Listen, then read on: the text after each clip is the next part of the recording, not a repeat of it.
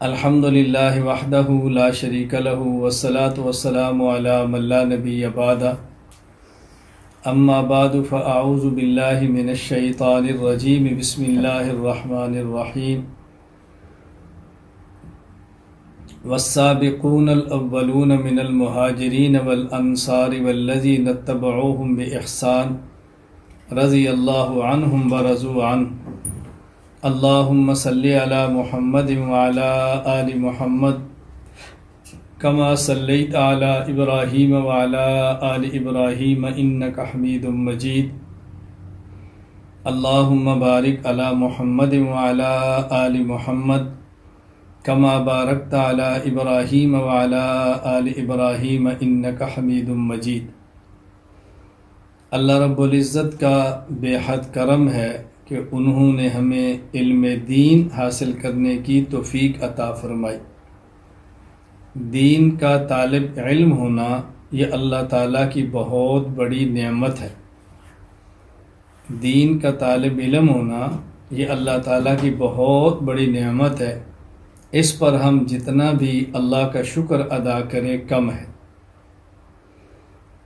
میں نے آپ حضرات کی خدمت میں جو قرآن کریم کی تلاوت کی ہے، اس میں اللہ رب العزت نے مہاجرین اور انصار صحابہ کرام رضی اللہ عنہ مجمعین کے لیے جنتی ہونے کی بشارت دی، اور ساتھ ارشاد فرمایا والذین اتبعوهم بإحسان والسابقون الاولون من المہاجرین والانصار والذین اتبعوهم بإحسان، اور وہ لوگ جو صحابہ کرام کی اتباع کریں، نقش قدم پر چلیں، تو ان کے لیے بھی جنت کی بشارت ہے۔ یہ بات طے شدہ ہے کہ صحابہ کرام رضی اللہ عنہ مجمعین میں سے کچھ مہاجرین ہیں اور کچھ انصار ہیں۔ اللہ تعالیٰ نے دونوں کے لیے جنت کی خوشخبری اور بشارت عطا فرما دی ہے۔ اس لیے صحابہ کرام رضی اللہ عنہ مجمعین کے بارے میں یہ عقیدہ رکھنا ضروری ہے کہ صحابہ کرام رضی اللہ عنہ مجمعین میں سے ہر صحابی مومن ہے، ہر صحابی حجت ہے، ہر صحابی عادل ہے، ہر صحابی معیار حق ہے، ہر صحابی تنقید سے بالا تر ہے، اور ہر صحابی محفوظ ہے۔ محفوظ ہونے کا معنی یہ ہے کہ صحابی سے گناہ اگر ہو جائے، اللہ تعالیٰ اس کے نامہ اعمال سے ختم فرما کے اس کو پاک فرما دیتے ہیں، اور وہ جنت ہی میں جاتا ہے۔ لا تمس النار من رآنی، حدیث پاک ہے کہ صحابی کو جنت کی آگ چھوے گی بھی نہیں، یعنی صحابی کو ہرگز جہنم کا عذاب لمحہ بھر کے لیے بھی نہیں ہوگا۔ یہ ہمارا عقیدہ ہے، اور اس عقیدے پر کاربند رہنا اور پابند رہنا نہایت ضروری ہے۔ صحابہ کرام رضی اللہ عنہ مجمعین معیار حق ہیں، یہ بات اچھی طرح ذہن نشین فرما لیں۔ صحابہ کرام کے بارے میں رسول اکرم صلی اللہ علیہ وسلم کی واضح ہدایات موجود ہیں۔ قرآن کریم نے معیار حق بتایا، حدیث پاک نے ان کو نجوم ہدایت کے ستارے بتایا۔ کسی بھی صحابی کے نقش قدم پر چلو گے، تم ہدایت کا راستہ اختیار کرو گے، ہدایت پا جاؤ گے۔ ایک غلط فہمی جو میں دور کرنا بہت ضروری سمجھتا ہوں، اس کو اچھی طرح ذہن نشین فرما لیں۔ اس دور میں ایک غلط فہمی یہ پھیلائی جا رہی ہے کہ اگر سارے صحابہ نجوم ہدایت اور آسمان ہدایت کے ستارے ہیں، کسی بھی صحابی کے نقش قدم پر چلیں تو آپ جنت میں جائیں گے، تو کیا صحابی نے شراب نہیں پیا؟ کیا صحابی سے فلاں گناہ نہیں ہوا؟ کیا صحابی سے فلاں گناہ نہیں ہوا؟ تو کیا آپ بھی گناہ کرو گے تو جنت میں چلے جاؤ گے؟ یہ غلط فہمی پھیلائی جا رہی ہے، اور میں سمجھتا ہوں بنیادی طور پر معیار حق کا معنی نہ سمجھنے کی وجہ سے یہ غلط فہمی پیدا ہو رہی ہے، اور آگے پھر غلط فہمی پیدا کی جا رہی ہے۔ معیار حق ہونے کا معنی یہ ہے کہ جنت میں جانے کے لیے ایمان اور عقائد وہی ہونے چاہیے جو صحابہ کرام کے ہیں۔ اور نیک اعمال وہی ہونے چاہیے جو صحابہ کرام نے فرمائے۔ اور اگر کسی شخص سے گناہ ہو جائے تو پھر وہ صحابہ کرام میں دیکھے کیا ان سے گناہ ہوا تھا یا نہیں۔ اگر ان سے بھی یہ گناہ ہوا تھا تو پھر دیکھیں انہوں نے کیسے گڑ گڑا کے توبہ کی تھی، اسی طرح آپ بھی توبہ کرو۔ یہ ہے معنی معیار حق ہونے کا۔ معیار حق ہونے کا معنی یہ نہیں ہے اگر صحابی نے گناہ کیا ہے تو تم بھی کرو۔ اس کا معنی اگر صحابی سے گناہ ہوا ہے تو جیسے اس نے توبہ کیا تم بھی ایسے توبہ کرو۔ اب دیکھو الجھن ختم ہو گئی، کیونکہ معصوم صرف انبیاء علیہ السلام کی ذات ہے۔ ملائکہ تو ہیں، میں انسانوں کی بات کر رہا ہوں۔ انسانوں میں معصوم صرف پیغمبر کی ذات ہے۔ نبی کے علاوہ متقین تو ہو سکتے ہیں، معصوم کوئی نہیں ہوتا۔ رسول اکرم صلی اللہ علیہ وسلم کو خاتم المعصومین کہا جاتا ہے، خاتم المتقین نہیں کہتے۔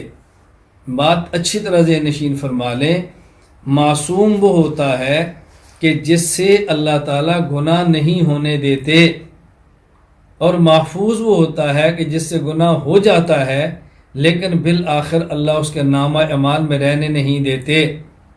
اور متقی اسے کہتے ہیں کہ جو گناہ نہ کرے اللہ کے ڈر کی وجہ سے، یا گناہ کر لے تو پھر توبہ کر لے اللہ کے ڈر کی وجہ سے، یہ متقی ہے۔ معصوم پیغمبر کی ذات ہے، محفوظ صحابہ کی ذات ہے، اور متقی قیامت تک کوئی بھی انسان ہو سکتا ہے۔ تو صحابہ کرام رضی اللہ عنہم اجمعین کے بارے میں اپنا ذہن صاف رکھنا ہے، کوئی الجھن پیدا نہیں ہونے دینی، کوئی دل میں ان کے بارے میں کدورت نہیں آنے دینی، ان کے بارے میں کوئی غلط فہمی پیدا نہ ہو۔ صحابہ کرام رسول اکرم صلی اللہ علیہ وسلم کی نبوت کے گواہ ہیں، اور جب کسی مقدمہ کو کمزور کرنا ہو تو گواہ پر جرا ہوتی ہے، گواہ مجروح ہو جائے تو کیس ختم ہو جاتے ہیں۔ صحابہ تو حضور کی نبوت کے عینی گواہ ہیں، انہوں نے دیکھا تو ہمیں بتایا، انہوں نے سنا تو ہمیں بتایا، وہی مجروح ہو جائیں گے تو کیا ہمارے پاس شریعت کا وجود باقی رہ جائے گا؟ ایک بات تو یہ ذہن نشین فرما لے۔ لیکن صحابہ کرام رضی اللہ عنہم اجمعین کو محفوظ عن الخطا، معیار حق ماننے کا معنی یہ ہرگز نہیں کہ صحابہ کرام رضی اللہ عنہم اجمعین کے نام پر الیاذ باللہ خرافات کی جائیں۔ حضرت فاروق اعظم رضی اللہ عنہ کا یوم شہادت 1 محرم ہے، الحسین رضی اللہ عنہ کو یوم شہادت 10 محرم ہے۔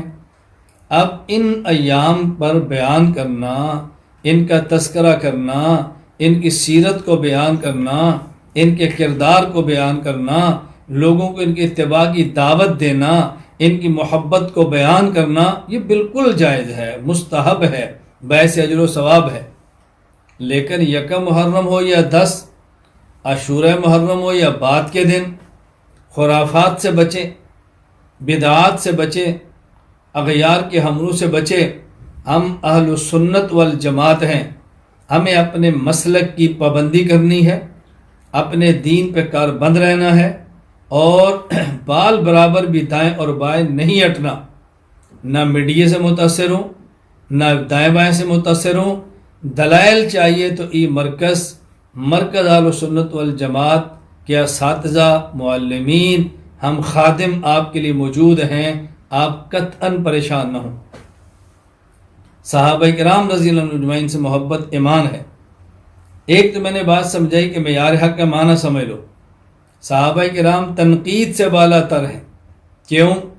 دنیا میں تنقید کسی بھی شخص سے یا اس کے غلط عقیدے کی وجہ سے ہوتی ہے یا اس کے غلط عمل کی وجہ سے ہوتی ہے۔ اگر عقیدہ غلط ہو تو صحابی ہوتا ہی نہیں، اور اگر عمل غلط ہو جائے تو عمل کی بنیاد پہ تو ہم نے صحابی مانا ہی نہیں۔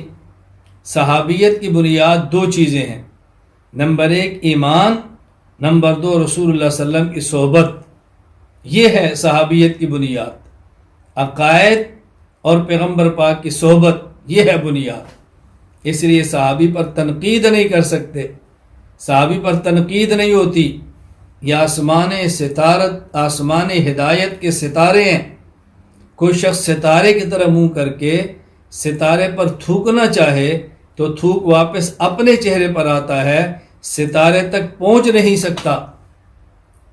جو آسمان ہدایت کے ستاروں پر تھوکنا چاہے گا اپنے منہ کو گندا کرے گا، اس ستارے تک تو تھوک جانی ہی نہیں ہے، نقصان تو بہت دور کی بات ہے۔ اس لیے یہ ذہن نشین فرما لیں، ہم نے صحابہ سے محبت کرنی ہے، پیار کرنا ہے، اور ان کی محبت اور پیار کو دنیا میں عام کرنا ہے۔ میرا مقصد کوئی لمبا بیان نہیں، میں چاہوں گا کہ مہینے بعد ایک مختصر سے نشست آپ کے ساتھ ہو۔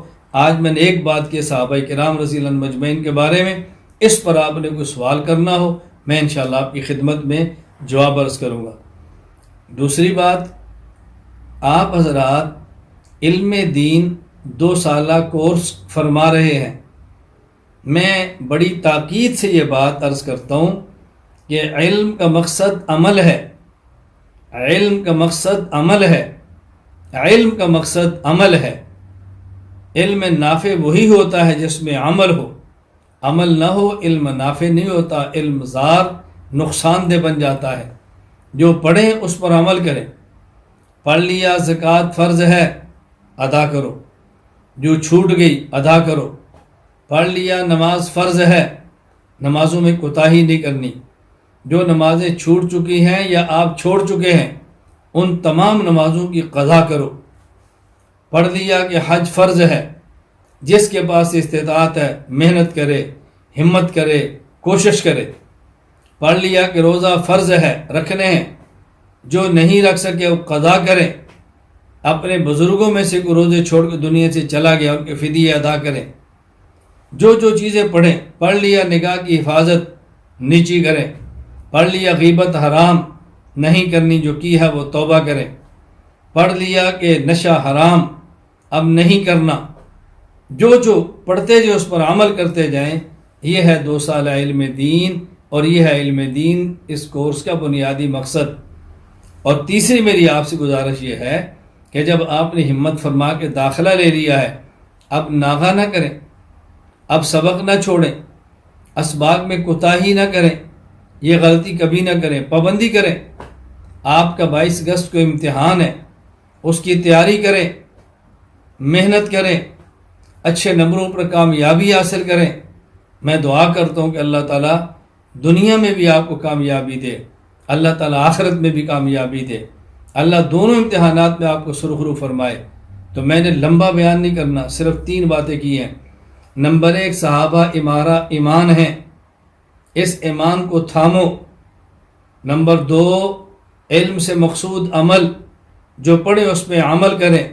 نمبر 3، اس کورس کے اندر ناغہ نہ کریں، حاضری یقینی بنائیں، تیاری کریں، امتحان کی تیاری کریں، خود کو تیار کریں۔ یہ 3 باتیں بنیادی طور پر میں آپ کی خدمت میں عرض کرنی تھی، وہ میں نے کر دی ہیں۔ اللہ مجھے اور آپ کو عمل کی توفیق عطا فرمائے۔ آخر دعوانا ان الحمد للہ رب العالمین۔